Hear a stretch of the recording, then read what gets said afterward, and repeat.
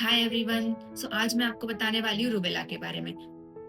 अब ये रूबेला एक तरह की डिसीज होती है जो मेनली हमारे बच्चों पे होती है। 3 से 14 साल के बच्चों में ज्यादातर हमें देखने को मिलती है।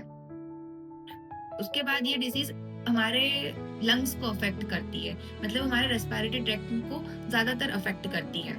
ये जो डिसीज है इसको मैं आपको मेनली 5 या 6 हेडिंग में बताने वाली हूँ, जिसमें सबसे पहली हेडिंग होगी एपिडर्मोलॉजी। दूसरी हेडिंग होने वाली कि इस डिजीज के पेशेंट आपके पास क्या सिम्टम लेके आएंगे, मतलब इसे क्लिनिकल फीचर बताने वाली हूँ। उसके बाद अगर आपको पता करना है, आपको कंफर्म करना है कि रूबेला ही है, तो उसके लिए क्या टेस्ट लगाएंगे, आप कैसे डायग्नोज करेंगे, वो बताने वाली हूँ मैं। उसके बाद हम देखेंगे कि इसका मैनेजमेंट कैसे हो सकता है। तो मेनली हम इसमें वैक्सीनेशन करते हैं, तो मैं आपको उसके बारे में बताने वाली हूँ। उसके बाद हम देखेंगे कि ये वैक्सीन हम किस किस पेशेंट को नहीं दे सकते, इसके कॉन्ट्रा इंडिकेशंस देख लेंगे। अब हम सबसे पहले देखते हैं इसकी एपिडेमियोलॉजी।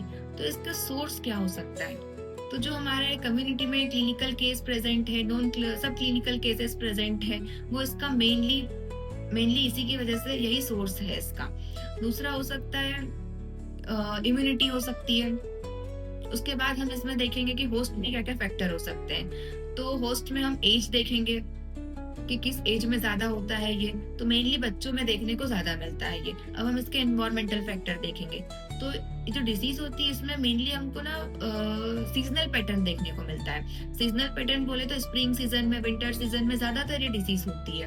अब हम देखेंगे कि क्या क्या पेशेंट आपके पास फीचर लेके आएगा, क्लिनिकल फीचर उसमें क्या क्या होंगे। तो मेनली इसमें रेशेस देखने को मिलते हैं। रेशेस भी आपको एकदम छोटे छोटे से पिंक कलर के, पिंकिश कलर में देखने को मिलते हैं। ये इस डिसीज का फर्स्ट इंडिकेशन है। दूसरा हम देखने को मिलेगा कि फीवर हो सकता है पेशेंट को।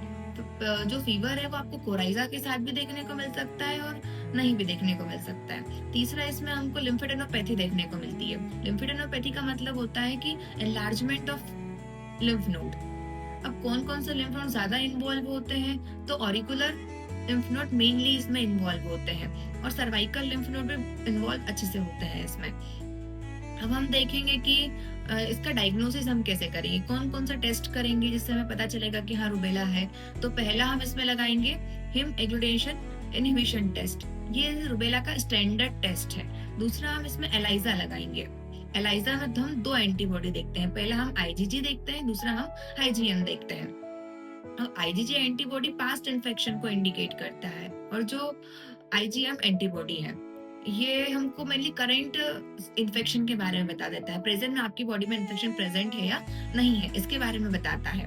अब हम पढ़ेंगे मैनेजमेंट के बारे में। तो मैनेजमेंट में मेनली हम इसमें हम वैक्सीनेशन करते हैं पेशेंट को।